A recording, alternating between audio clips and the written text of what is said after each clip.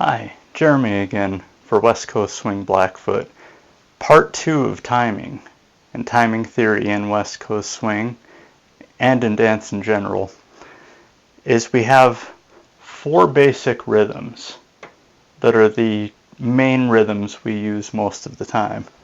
They are blank, which is 0 steps or 0 weight changes, a single, which is 1 weight change for 2 beats of music, a double, which is 2 weight changes each on the beat for a 2 beat musical rhythm, and a triple, which is 3 weight changes in 2 beats of music.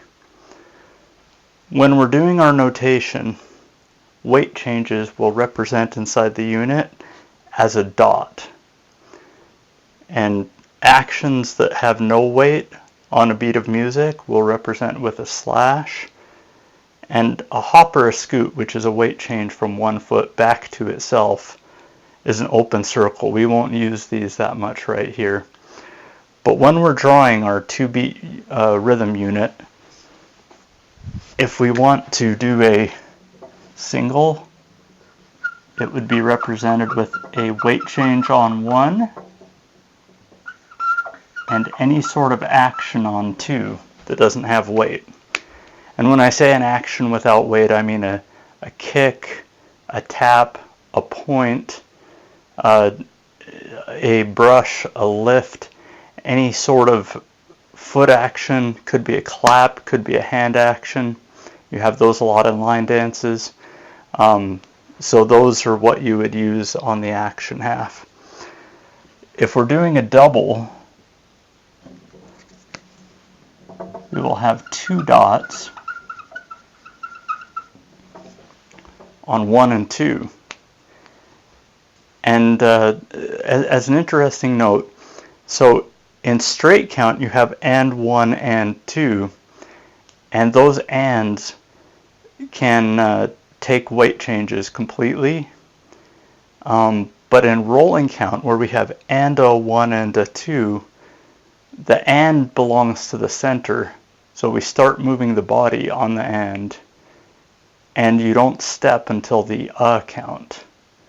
So anything that's a weight change outside of the beats, in rolling count we'll step on the not on the and.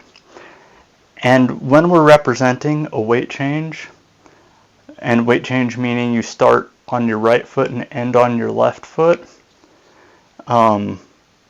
we will represent it with a small dot, or if it were a hop, a small circle. And so a triple we would represent with a little dot between the 2 bigger dots. And part of that is so that you can draw very unartistically, sloppy, kind of have it disproportionate, and when people see the small dots and the big dots, they will know which weight change. So a triple, for example, would be and a 1 and a 2 and a 3 and a 4. Also note that there are certainly more advanced rhythms than these.